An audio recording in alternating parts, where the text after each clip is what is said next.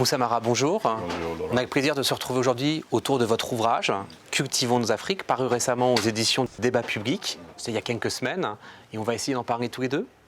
Absolument. Avant d'entrer dans le cœur du livre, qui va porter beaucoup sur la culture, j'aimerais qu'on revienne sur votre parcours. Parce que vous avez un parcours tout à fait original et digne d'intérêt. Mais je suis expert comptable, ce qui est assez éloigné de la culture. J'ai fait ma carrière en cabinet d'expertise comptable. Après, j'ai embrassé la politique, mais je l'ai fait de manière locale. J'ai été maire, député, Ouais. ministre, premier ministre Donc Premier ministre de votre pays. du Mali. Et tout cela à un âge relativement jeune. Parce Oui, que parce j'ai que été le plus jeune Premier ministre de Vous êtes l'histoire né de en mon pays. 1975. 75, j'ai 46 ans aujourd'hui avec ce parcours derrière. Donc le professionnel du chiffre et l'engagé en politique. Mais j'ai aussi derrière moi une carrière littéraire un peu fournie, puisque ce livre est mon 7e livre. Mais essentiellement des essais sur mon pays, sur l'Afrique, sur les questions de jeunesse, sur les questions de gouvernance, sur les questions étatiques, qui sont des questions classiques en politique. C'est en cela aussi que ce livre est un peu iconoclaste par rapport à ce que j'ai fait. Parlons-en, donc cultivons nos Afriques, la culture est le fil rouge, c'est ce qui donne du sens, c'est ce qui permet de regarder par-delà les difficultés, par-delà la pandémie. Qu'est-ce que vous avez voulu dire avec Cultivons nos Afriques, avec cet essai? Parce que j'ai d'abord constaté, Laurent, que le monde tel qu'on le voit aujourd'hui est un monde qui déshumanise. C'est un monde où les gens ont accès au matériel, et y compris en Afrique, où on a de mieux en mieux de services, on est de mieux en mieux éduqués. Mais en même temps, c'est un monde où on se sent de moins en moins bien. On manque de sens, on manque de repères. Et encore plus en Afrique, sur lequel soufflent encore des vents de fanatisme, des vents de violence. Et j'ai trouvé que la culture, en cela que c'est ce qui nous distingue, c'est ce qui nous caractérise, c'est ce qui est familier pour nous, et c'est ce qui suscite en nous de l'émotion, que la culture peut être un antidote idéal en ce monde froid et en ce monde déshumanisé qui se dessine. Et je pense que cet enjeu est encore plus important en Afrique qu'ailleurs. Mais alors, ce que j'ai apprécié aussi, c'est que la culture n'est pas qu'un argument politique, anthropologique, c'est aussi un levier économique. Absolument. Alors là, revient l'homme du chiffre. Absolument. Et je vis dans un pays qui le porte, puisque la culture dans mon pays, c'est aussi un secteur industriel. C'est le tourisme, même si les conditions sécuritaires actuelles limitent cela. Et donc la culture, et pour un pays comme la France, c'est une partie du PIB, une partie significative. Et j'ai appris que cette partie est même au-delà de ce que l'automobile, par exemple, apporte à ce pays. Donc ce n'est pas seulement faire du sens, ce n'est pas seulement guider, ce n'est pas seulement s'enraciner dans son humanité, mais c'est aussi s'enrichir, créer de la valeur, créer des emplois. Et en Afrique, on en a grand besoin. Mais alors, justement, on va parler un instant de la culture, particulièrement des cultures africaines, mettons d'emblée le mot au pluriel, comme un instrument de projection, comme un instrument qui permet, comme une carte de visite, de se faire connaître au monde. Vous avez le sentiment aujourd'hui que ces cultures africaines sont assez vues, sont assez entendues, sont assez pratiquées en dehors de l'Afrique et sont un instrument de projection? On en est à ce degré de maturité-là?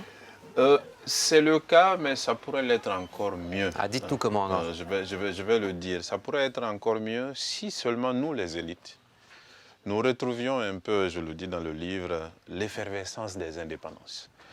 Parce qu'au moment où l'Afrique découvre sa souveraineté institutionnelle, les principaux dirigeants se sont évertués à se distinguer, à distinguer l'Afrique, le continent, et à marquer en quelque sorte leur territoire. Donc ils ont accordé une importance phénoménale à la culture. Malheureusement, les décennies qui ont suivi, l'ajustement structurel, l'arrivée aussi aux responsabilités d'élites moins portées sur les questions de culture, de littérature, de cinéma et autres, ont constitué un certain reflux, il faut le reconnaître. Et l'ouverture démocratique nous offre justement cette opportunité avec ces nouvelles élites qui sont des élites du monde, mais qui sont aussi des élites qui sont profondément ancrées dans la terre africaine, comme moi Comme vous l'êtes, oui. j'essaie de l'assumer. Je pense que ça ouvre des perspectives. Mais nous avons besoin, je pense, de nous organiser davantage, que nos États se saisissent de cette question et que nos États aient l'intelligence de travailler avec les acteurs de la culture, les différentes professions de la culture, le secteur privé, que nous essayons de créer les conditions d'un mécénat africain.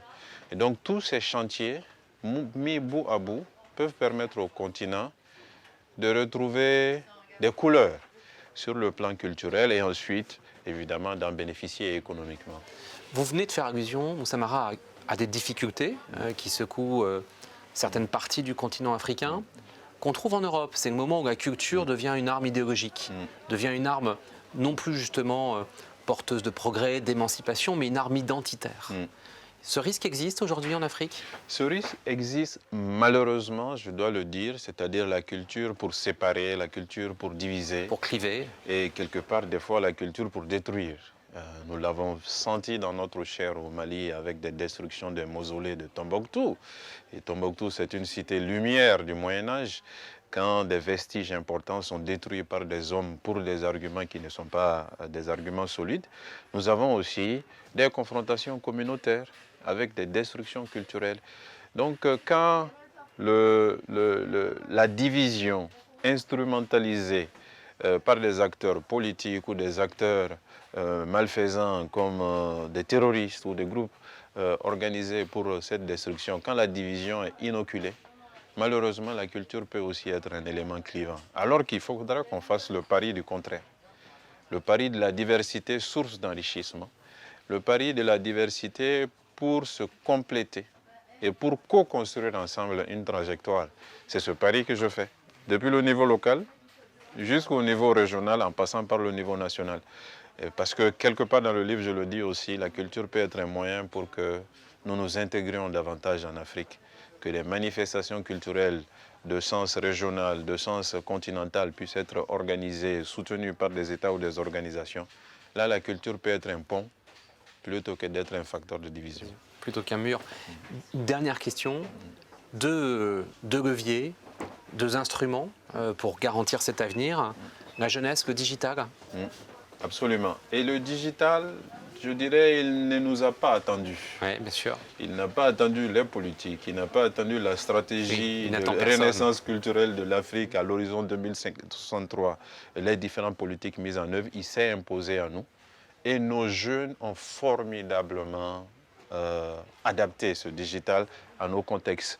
Moi, j'ai le cas de plusieurs jeunes artistes, artisans, qui créent des boutiques numériques, qui sont aujourd'hui suivis aux États-Unis, qui sont suivis en Chine, qui vendent des produits culturels au-delà du continent, simplement en maîtrisant davantage le digital et quelque part même en étant des producteurs de contenu, des producteurs de digital. Donc le digital ne nous a pas attendus. C'est à nous de savoir le chevaucher, c'est à nous aussi de savoir le mettre à profit pour que l'avantage culturel que nous avons sur le continent en de nombreux domaines, que cet avantage puisse aussi se traduire d'abord en avantage économique, en croissance et en emploi, mais aussi en moyen simplement d'exister dans ce monde, comme je l'ai dit, qui déshumanise, et dans ce monde aujourd'hui où l'accès matériel est garanti, mais la quête de sens ne l'est pas. Grande leçon donc de Cultivons nos Afriques. On va laisser ceux qui nous regardent découvrir le livre. Merci infiniment. Merci Laurent.